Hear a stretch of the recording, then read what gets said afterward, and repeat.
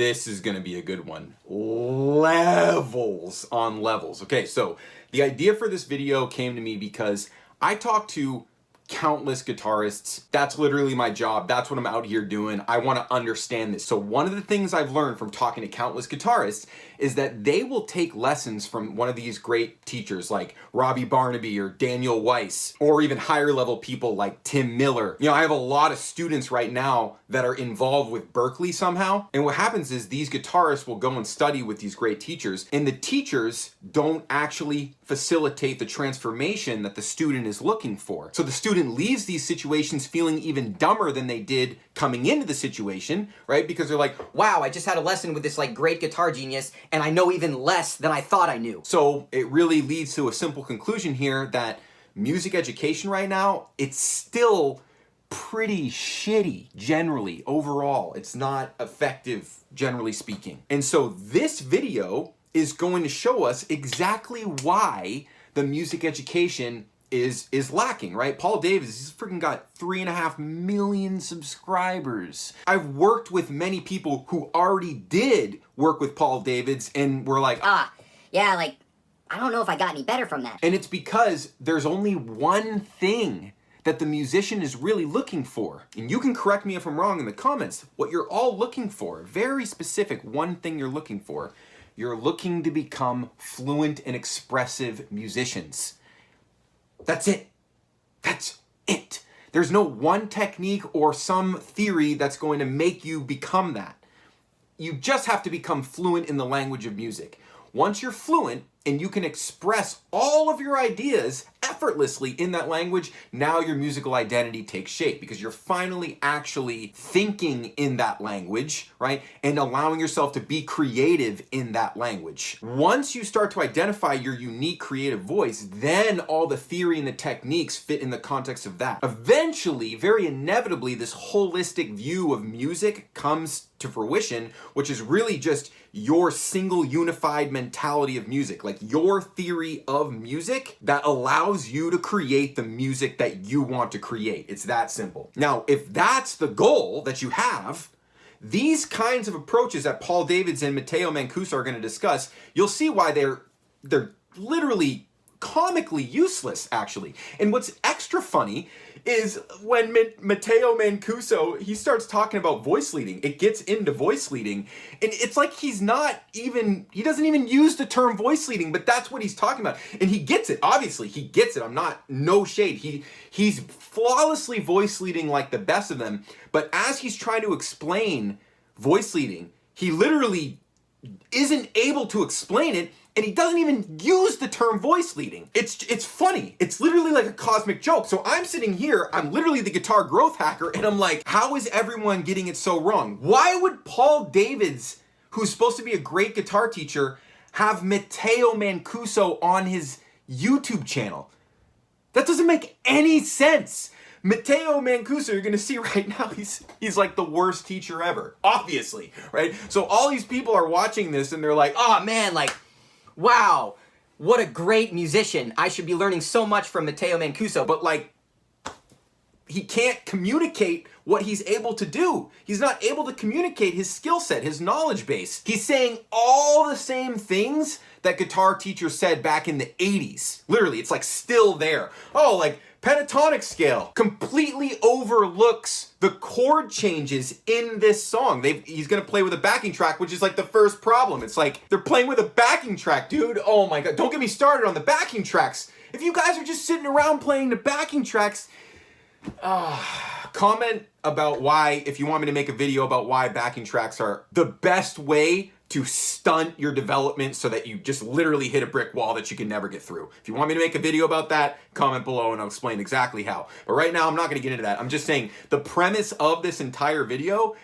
it's flawed right away because it's all based on a backing track, and then they just make it so much worse because they don't even explain how to deal with the chord changes on the backing track. It's like, dude, what are you doing, man? Come on! All right, let's freaking watch this thing. So what I did, I prepared a little track.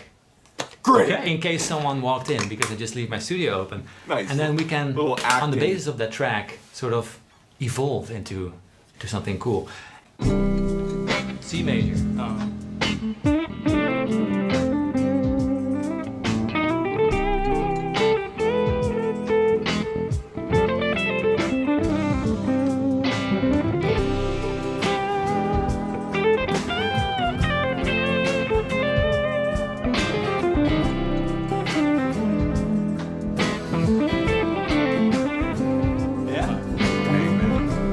That puts me in like a good mood though. That is so beautiful, right? I mean, that is so beautiful. And then I have to come with the reality of truth, which is like, so all these guitar players are watching this and they're like, wow, that was like one of the most beautiful things I've ever heard. And now he's going to try to explain it, and it's just going to make it annoying because he's like just doing like effortless fluency and then trying to explain it, and what he's saying has nothing to do with what he's actually playing. Sort of the most fundamental part of improvising. Where would you start?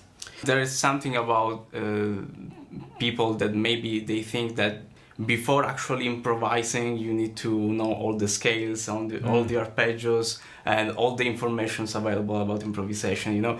But it's not really true, because I found myself in this loop a little bit, especially when I was starting. Because, like, before I'm improvising, I need to know everything about the guitar and the fretboard. But I think the fastest way to improve at improvising is just to let it go and be your instinct guide you in most of the cases. Cool. And yeah, I would say that's probably one of the best pieces of advice in here right there. And it a little bit goes downhill from here, because he tells you the truth. You know, you have to let it go, right?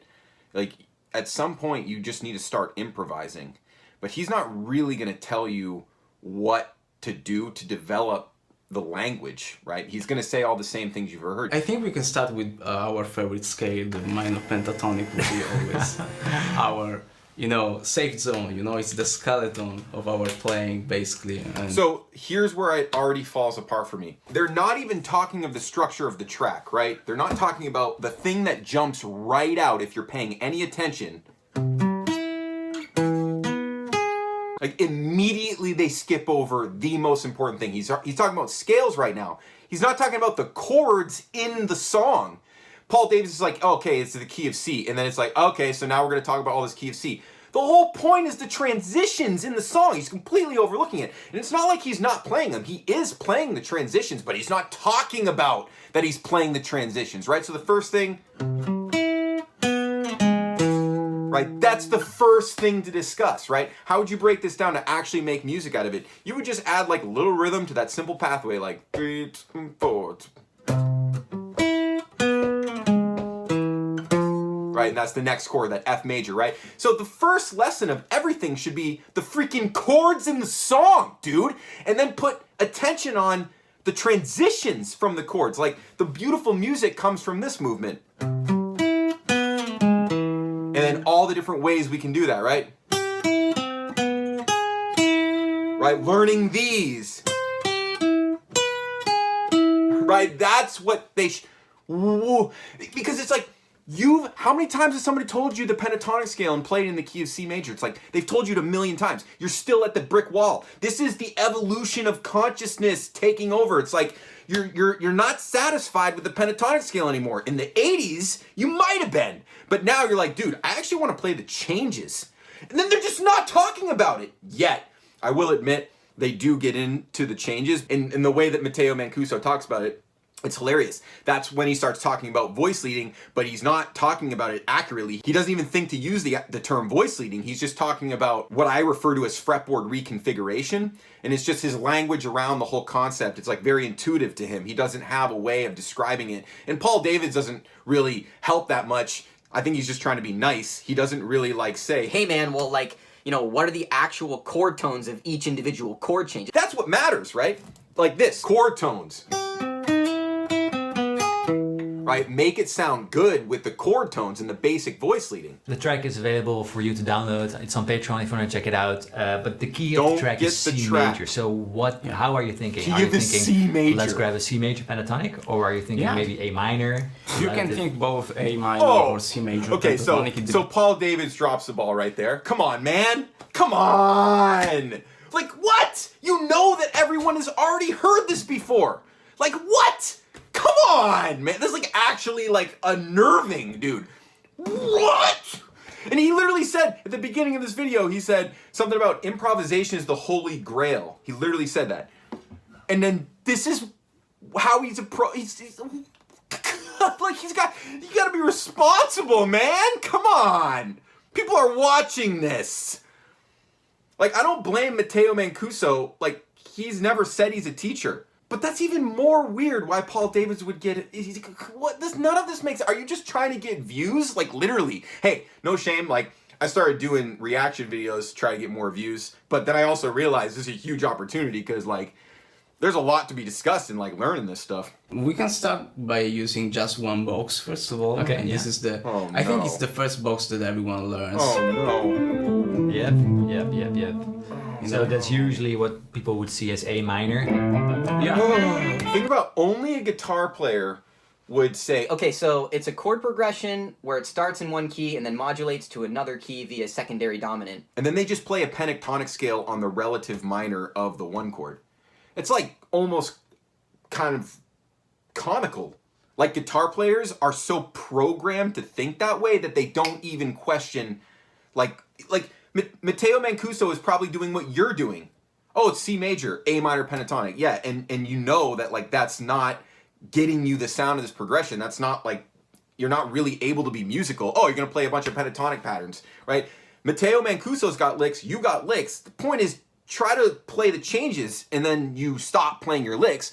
Not to say that you shouldn't play your licks. I'm always coming back to the idea of, like, the perfect balance is when you're playing, like, basic triadic voice leading through chord changes, and then every so often, right at those peaking moments, you bust out your lick. Because your lick is good, but it's way more potent if you're balancing out with not licks, like just basic voice leading with rhythm, right? That's the perfect balance point. But right in this video, they're going straight towards playing licks, like out of the gate. Hey, let's play licks. Let's play A minor so you guys can all play your licks. But now you're sick of playing those licks. You don't want to play them anymore, right? But then you just say this is... Yeah, you can visualize the root note here or here. It's basically the notes are the same. So, Yeah. This is so funny. But what I learned through, listening to all the players and what did you learn, bud? also trying to mimic the first players, the first influences, is that you are able to play the same thing in a various different ways, Let's say play this phrase here.